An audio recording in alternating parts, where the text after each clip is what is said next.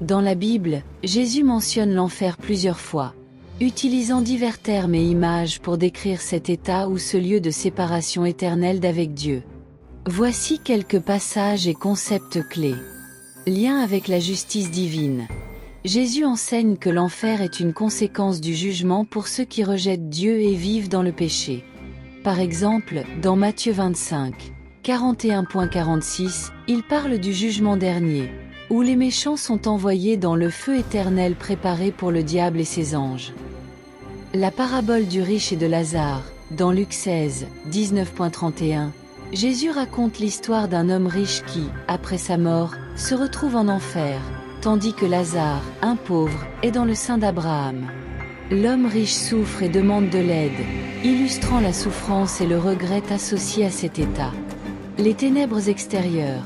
Dans Matthieu 8.12 et Matthieu 22.13, Jésus parle des ténèbres extérieures, une image qui évoque l'isolement et la souffrance. Ces références soulignent l'idée d'une séparation de la lumière et de la présence de Dieu. Le feu éternel. Dans Marc 9 verset 43.48, Jésus mentionne le feu qui ne s'éteint jamais, une image souvent associée à la punition éternelle pour ceux qui pécheraient. L'appel à la repentance. En mentionnant l'enfer, Jésus appelle également à la repentance et à la foi.